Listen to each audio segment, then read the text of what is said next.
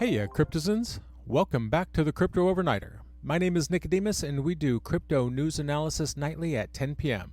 And keep in mind, none of this should be considered financial advice. Attention, this is your captain speaking. We are currently cruising at an altitude of 10 p.m. When we land, it will be Friday, February 17th, 2023.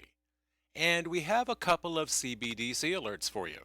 Because we know now that in April of 2023, the Bank of Russia will start a program for its digital currency. And this program is for the consumers to try out, the retail folks. As we've talked about before in the past, there are consumer or retail central bank digital currencies, and then there are industrial CBDCs. One is designed for the use of ordinary people like you and me, buying our groceries. The other is designed to move large amounts of currency between banks and financial institutions.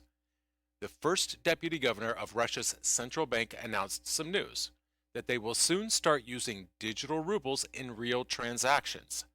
These will involve 13 banks and some merchants. This was announced by First Deputy Governor Olga Sigorbatova. She said that the CBDC pilot will use real consumers and operations in Russia. However, it will only involve a limited number of transactions and customers. This was reported by the local news agency TASS. At the Euroforum Cybersecurity in Finance, the deputy governor announced the launch of the Digital Ruble project on April 1st. This project will involve individual transfers and payments made in transfer and service enterprises. And the participating banks have confirmed that they are ready to test the digital ruble. The deputy governor explained that in the first stage of the pilot, only selected customers of the participating banks will be able to take part. The general customers won't be able to participate. The Bank of Russia will then decide how to expand the digital ruble further. Now, this announcement follows the digital ruble rollout roadmap introduced by the central bank in June of 2022. The consumer CBDC pilot was originally scheduled for 2024. However, it moved to an earlier date because of the Western economic sanctions against Russia. The Russian central bank was looking for an alternative to the SWIFT payment system, and it is still looking actually, which accounts for the fact that the Bank of Russia is softening its stance where crypto is concerned. Now, there are reports that the Bank of Russia is considering a gold-backed token for cross-border transactions.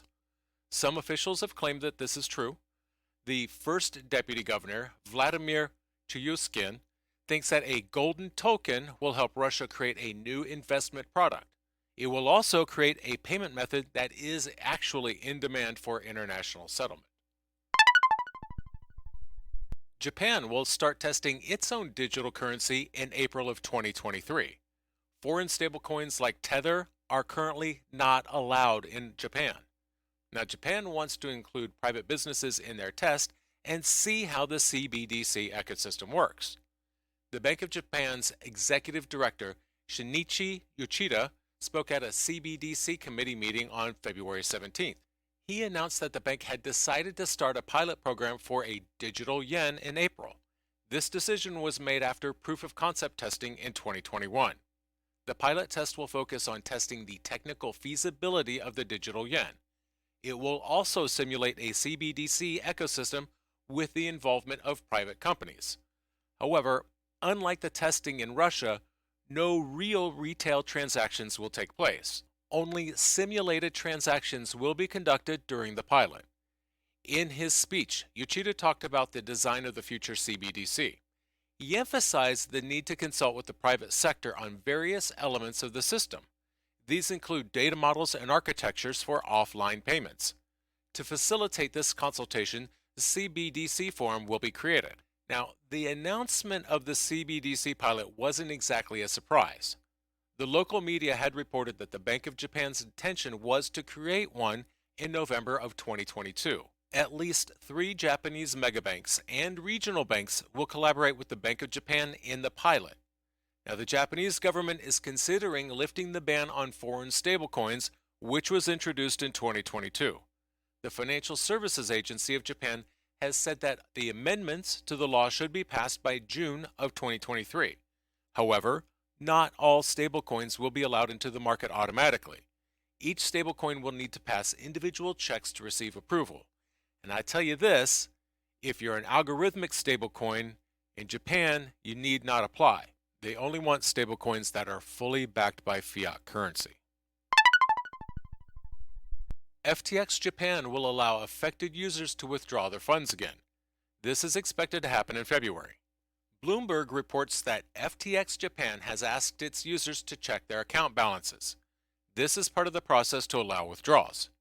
Seth Melamed is the exchange's chief operating officer, and he said that users could move assets to the Liquid Global Platform accounts. Withdrawals should start, quote, very soon. Melamed said that they were sure they could stick to that timeline. In November of 2022, FTX Group filed for Chapter 11 bankruptcy in the U.S. 3 of its subsidiaries, including FTX Japan, were affected. However, the Japanese Financial Services Agency asked FTX Japan to stop operating before the U.S. bankruptcy filing. After an FSA order, FTX Japan presented a plan in December of 2022 to restart user withdrawals. This plan proposed that FTX Japan customer assets should not be involved in the company's bankruptcy proceedings. This is because regulations require exchanges to keep client funds separate from their own. According to NHK, FTX Japan has about 19.6 billion yen in cash when it stopped operating in November. There was over $138 million at the time. In January, debtors for FTX supposedly got back more than $5 billion in cash and crypto. And now that we've said FTX, we have to talk about SBF. That's the rule. Now let's talk about Sam's bail, because Sam Bankman-Fried is currently out on bond. He's facing a criminal fraud charge in New York. The judge in charge has warned him that his bond status may change, and that would happen if he keeps disobeying the bail conditions that the court has established. Earlier this week, federal prosecutors wrote to the court. They accused Bankman-Fried of breaking an earlier court order, and that court order forbade him from using encrypted technology. They said that he used a virtual private network to watch the Super Bowl. So you see the problem, right? Because make no mistake, VPNs are encrypted. The prosecutors asked the court to consider stronger consequences. These may include blocking his use of cell phones, computers, and internet-connected devices. They suggest that he should only use them in specific case-related situations. On Thursday, there was a hearing to discuss the prosecutor's letter. Sam's attorney, Mark Cohen, opposed the suggested measures. He referred to them as draconian. Cohen argued that his client requires internet access and applications such as Google Docs. This is important to prepare for the upcoming trial effectively. On Thursday, U.S. District Court Judge Lewis Kaplan said that he had a different opinion than Cohen. He had disagreed with Cohen's stance. Kaplan suggested that the government's suggested measures may not be sufficient, that they may not be enough to prevent Sam from interfering with the case. He could also break the conditions of his bail. Kaplan informed the court that he had reason to believe that Sam may have committed witness tampering, which is a serious crime. Kaplan expressed skepticism about Sam's use of a VPN to watch football.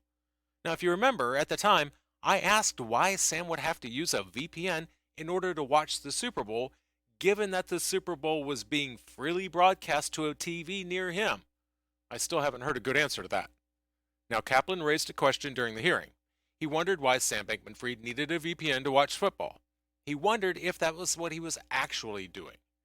Kaplan found it strange that someone would pay for a VPN to watch the game. The game is readily available to anybody with a television. Now, Cohen explained to the court that Sam did not deliberately break the rules with the VPN. His lawyer claims it was an oversight.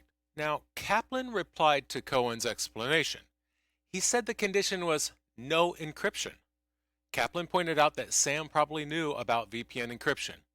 In fact, if anybody in the room understood that concept, it was probably Sam. Now, Kaplan expressed his concerns to the prosecutors during the hearing. He was worried about the suggestion to install monitoring software on Sam's parents' cell phone and laptop. Now, Sam is currently living with his parents in California. Kaplan asked a question during the hearing. He asked if Sam's parents have cell phones. Seems likely to me that his parents, who are academic professionals, probably do have cell phones, probably really nice ones, which means, practically speaking, Sam could just use one of their machines to get around the software monitoring. Now, Kaplan opposed the prosecution's suggestion during the hearing. He argued that the proposal would leave Sam in a house with many unmonitored devices. Kaplan posed a question during the hearing. He wondered why he should release Bankman Fried. It would be like leaving him in a garden of electronic devices. The prosecutor informed the judge that there was no solution to prevent Sam from accessing his parents' devices. And so, Kaplan made a quip in response. He said that a solution existed, however, nobody had suggested it yet. Kaplan mentioned a possibility during the hearing. He said that if Sam kept breaking the terms of his bail, there could be revocation proceedings. And those proceedings could determine if Sam should go to jail before his trial. Kaplan also suggested that things could reach that point. Now, during the hearing, the judge instructed both the prosecutors and Sam's attorneys to come up with a new set of bail conditions. These new conditions should be effective in monitoring and preventing future issues. Kaplan emphasized he wants the new conditions to be tight.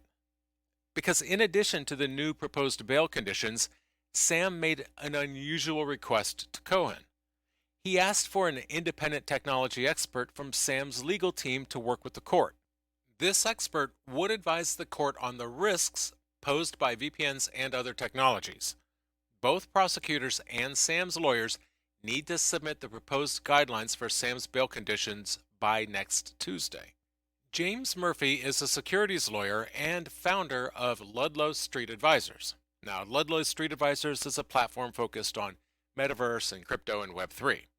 According to Murphy, the condition of Sam's bail are absurd. Murphy noted that there was no real money used for Sam's bond, only the promise of it if he should flee the country. Murphy made these remarks during an appearance on CoinDesk TV's First Mover on Thursday. Now, Sam was arrested in December, then he was extradited to the U.S. from the Bahamas and released on a $250 million bond. And there has been a lot said about this bond. It was co-signed by his parents, who put up their home in Palo Alto as collateral. Now, Murphy believes that Sam's parents may not have the assets to back up the $250 million bond that they co-signed. Judge Kaplan revealed the names of two additional bond co-signers on Wednesday. Namely, there are a couple of Stanford University professors. One is Andreas Pepke and the other is Larry Kramer. So Pepke agreed to pay $200,000, while Kramer agreed to pay $500,000 if Sam flees the country. Now, Murphy said that co-signers only have to pay if Sam decides to skip town. And he also raised doubts about the significance of the term of Sam's bonds. Typically, when posting a bond, people use property assets as collateral, or they pay a bail's bondsman 10 to 15% of the bond's amount. However, Sam didn't do any of these things. According to Murphy, Sam put down nothing, and his parents put down no cash. Now, a legal expert named Anthony Michael Sabino said in an interview with CoinDesk that no bail bond company in the U.S. would post bail for someone like Sam without having cash or a mortgage or a piece of property or real estate or something. He explained that in such cases, bond issuers would be taking on more risks. Now, Sabino also stated that bond postings are usually not publicly discussed. Sabino explained that the bond is high due to the risk of Sam fleeing. Given the circumstances, I don't blame anyone being suspicious of Sam. His behavior suggests that he may be difficult, and that there's still a chance that he could flee the country. Now, because of Sam's political connections, his resources, and his past experience spending time overseas, he's considered to be a flight risk. Murphy said that he was shocked by the leniency shown to Sam so far. He said that he had not seen such leniency given to someone with so many victims in his 30 years of experience. He also did not understand why prosecutors continued to be lenient, considering Sam was pushing the limits of what he could do. And of course, as we discussed, that leniency may be coming to an end. Sabino explained that crimes not involving violence typically receive more lenient treatment in the justice system. He's added that Sam is lucky to have gotten bail at all. Paul Pierce, a former NBA player, has agreed to pay $1.4 million to settle charges brought by the U.S. SEC. These charges claim that Pierce promoted a token project on social media. The SEC has accused Pierce of promoting Ethereum Max on social media without disclosing the fact that he was paid for the promotion. The claim is that he made false and misleading statements about the project. Pierce was paid $244,000 worth of Ethereum Max by promoters for posting tweets that allegedly contained misleading information about profits. The SEC made these allegations in an announcement on February 17th. The SEC has previously targeted celebrities for promoting Ethereum Max tokens. In October of 2022, the SEC settled with Kim Kardashian for $1.2 million for similar charges to those against Pierce. Kardashian failed to disclose a $250,000 payment to promote EMAX tokens on her Instagram. Gary Gensler said that celebrities should disclose how much they are paid to promote securities. He also said that celebrities should not lie to investors when promoting those securities. And when I say should here, I mean he's going to fine you if you don't. Just ask Kim K. Now, Gensler warned investors to research investment opportunities, including crypto asset securities, before making investments. Additionally, investors should understand why celebrities endorse those investments. He said that this case serves as a reminder to celebrities to follow the law. Pierce agreed to a settlement to which he paid a penalty of $1.115 million to the SEC. He also paid roughly $240,000 in disgorgement. He agreed not to promote any securities considered to be crypto projects for the next 3 years. Gerber Gruhl is the SEC's enforcement director, and he said that investors have the right to know if a security promoter is unbiased. Gruhl said that Pierce failed to disclose this information. The SEC has been accused of taking a regulation by enforcement approach to crypto projects that it considers securities. I've been critical of them in the past. That said, I don't see this case as regulation by enforcement. This is a pretty clear case. It's not about securities or crypto. It's about the accusation of promoting an asset without disclosing the fact that you were getting paid to do so. That's not a crypto crime. That's just crime. And that's going to do it for us tonight. I want to thank you, my listeners, because when you stop listening, I will stop talking. If you enjoyed tonight's show, then please like, follow, subscribe. Maybe leave a rating or review. And in the meantime, we'll see you tomorrow night.